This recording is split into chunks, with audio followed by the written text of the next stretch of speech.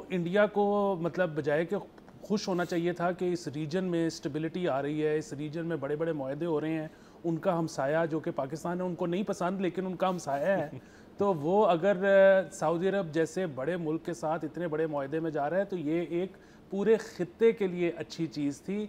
ये बहुत अनफॉर्चुनेट मामला है कि वो इस बात पे खुश नहीं है। सर बिल्कुल सर अगेन 17 तारीख को जब ये खबरें आना शुरू हुई और उसकी उनका बिल्डअप जो था वो भी बड़ा इंटरेस्टिंग था, बड़ा संगीन था कि मियां शहबाज शरीफ साहब जो थे वो सऊदी अरब का उनका जो विज़िट था वो मुतवक्के था। बट पहले ख़बर ये आई कि जो उनका जेट है जिस पे वो सफ़र कर रहे थे सऊदी तक, उनको बाकायदा F-15 का सऊदी की तरफ से प्रोटोकॉल मिला। उसके अलावा जब वो वहाँ आए तो जो कार्पेट होता है, पर्पल कार्पेट, वो सारी चीज़ और सारे मामला जो थे वो हमें नज़र आ रहे थे और तब ये चेम गोइयाँ शुरू हो गई कि बहुत को बड़ी खबर आने लगी है।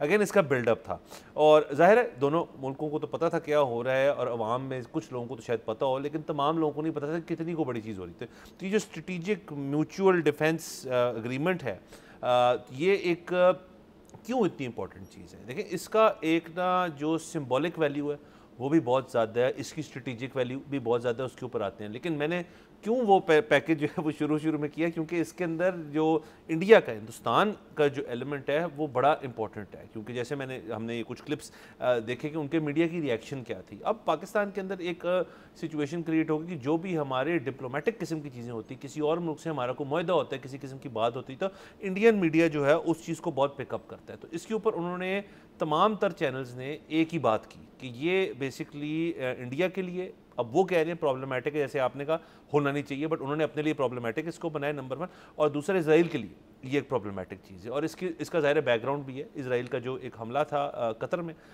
वो भी इस चीज़ को, इसके बाद ये सारा कुछ हुआ, तो टाइमलाइन बड़ी इंपॉर्टेंट है। इससे होता क्या, मैंने लफ्ज़ सिंबॉलिक इस्तेमाल किया।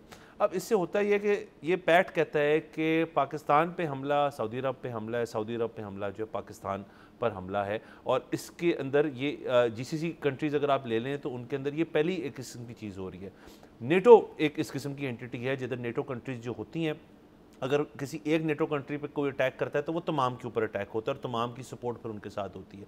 तो देखिए इसके अंदर ये एक ना एलिवेशन है एक पुराने रिलेशनशिप की।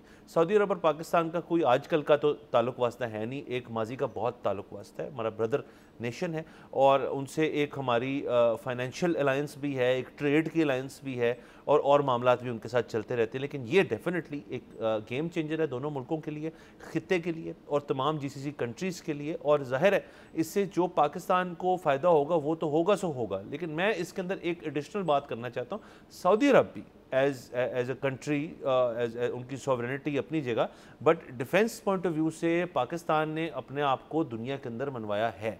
पाकिस्तान के पास जो हमारी मिलिट्री है, जो पाकिस्तान है, हमारी एयरफोर्स है, हमारी नेवी है, उन सब की जो जॉइंट एक स्ट्रेंथ है वो अब दुनिया के ऊपर को वाजे है।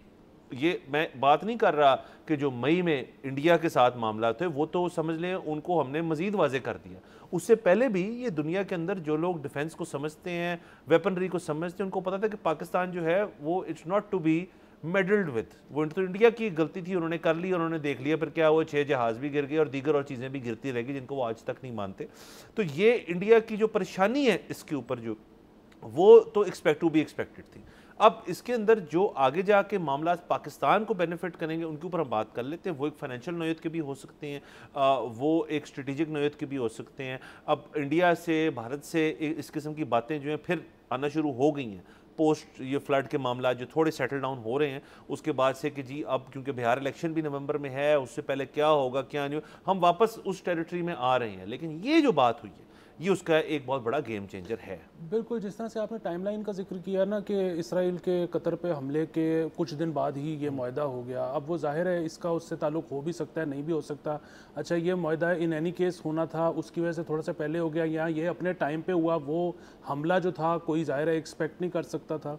बुनियादी बात ये है कि लेकिन इसमें ना एक चीज़ बहुत अहम है, वो ये है कि इस मुआहदे के होने में 6 मई का भी ताल्लुक़ है।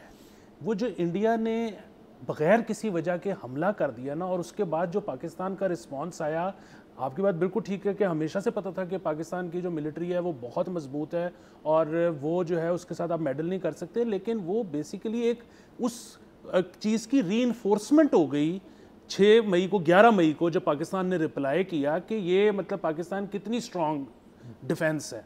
तो मतलब इंडिया ने बेसिकली इनकरेज किया है इस सारे मुआहदे को। सब्सक्राइब करें और बेल दबाएं ताकि कोई खबर रह न जाए।